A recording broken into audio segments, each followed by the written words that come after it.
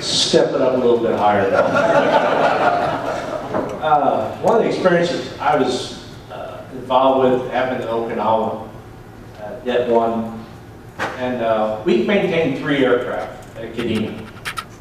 We had 4 hangars that we operated called the key hangar, and had a center bay, hangars 1, 2, 3, and 4.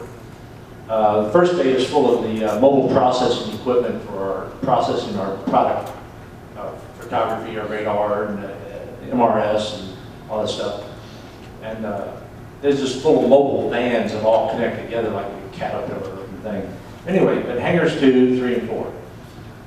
That particular week, we got a tasking for a higher headquarters mission, an unscheduled flight for a target. I had no idea what it was, but it was, and it said higher headquarters mission. It was called a Habu mission. It was a training mission, we called them Debbie's at that time. There was other, earlier in the program, different code words for them. So when you talk about Habu mission, your attention perked. And you had to be, no delay of doing anything. So everybody was very serious about this mission. The crews were, this is important. But we only had 1 airframe available to fly this mission. The other 2, one was in phase. The other one was down for maintenance for a fuel cell. And it wasn't going to be available for probably a week. So we had 1 jet to fly this aircraft, fly this mission. So we prepped the aircraft. And we launched it out that morning. It was about a 7:30 in the morning launch. And he just took off. We came back in the runway. Remember, you see that truck sitting on a big rack on? That's called the launch truck. We had it in the runway. The aircraft took off. Usually, now we wait for about 3 to 4 hours until the aircraft comes back. We get back in the hangar. Now, everybody knows this aircraft leaked fuel. So the hangar floor is just covered with fuel. And it's very slick. And we busted the butt several times during the program when I was there. So we get back in the hangar. Now we're going to clean the hangar up. Here comes Chief Kelly comes down.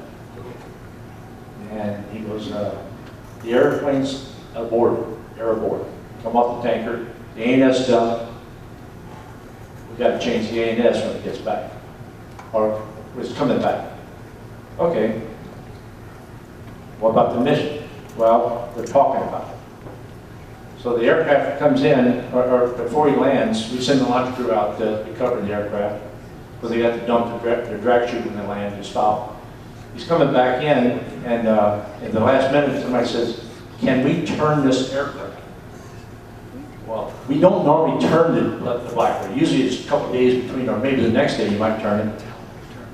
A turn is just, a quick turn. In fighter mission, a quick turn was the aircraft would land. Generally, wouldn't even shut down. You refuel it, load munitions, and be back in the air probably anywhere from 10 to 15, 20 minutes. By the time it landed, it's back in the air. That's called a quick turn. Hot ICTs, where you're doing the engines running. Very dangerous situation for the ground crew, but it's what you had to do in combat.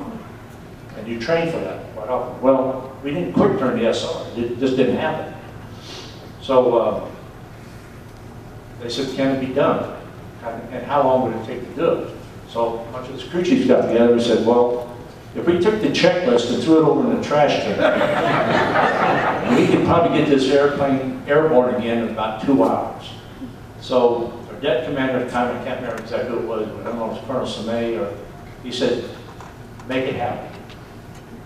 So I turned to my Chief Kelly, I said, take QC, tell them to open the office and stay at their desk and don't come down here.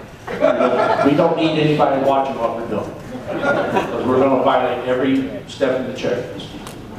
Okay, so the aircraft comes in, instead of parking back at Kadena, the aircraft taxis out. When you come in, the taxi goes back in, and you hook the tow bar up, push it out, turn it around, park it back on its spot.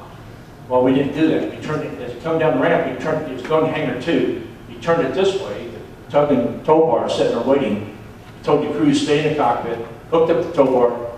I drove the U because I was really good on backing the aircraft up. I parked it, first time, right on the spot. The nose tires had to set on a geodetic disc, a marker in each hangar. So So that's what you align the ANS to that point, so it had a reference to it, the nav from. The ANS is the Astro Tracker, the navigation system, the master computer on the airplane. So it is probably one of the most critical functions that Dave's talking about there. So we pushed the aircraft back in. As we disconnected tug and tow bar, we had a fuel truck backing up to it. We had the ANS people, the specialists coming out. We had the overhead crane. The group is about the size of about a cubic yard square. And it was up at the top of the aircraft. It had a crane you picked it up with and took it out of the aircraft. But we had a dead ANS to put back in it, so it took a while. We had to do a quick alignment. I think they used the term to fire this thing up and get it realigned and reprogram it.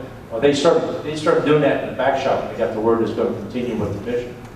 So we got the aircraft back in the barn, put the fuel truck on it, refueled it, threw a drag chute. The drag chute weighed 280 pounds. It took 4 minutes to throw it up on top of the wing. You threw it up on the wing, got two guys stuffing in the hole, refueled it, changed the ANS, did a quick visual observation of the inspection of the aircraft, make sure there was no damage to it, checked all the systems, make sure everything was serviced, and then and the crew never left the cockpit. They're sitting in the cockpit.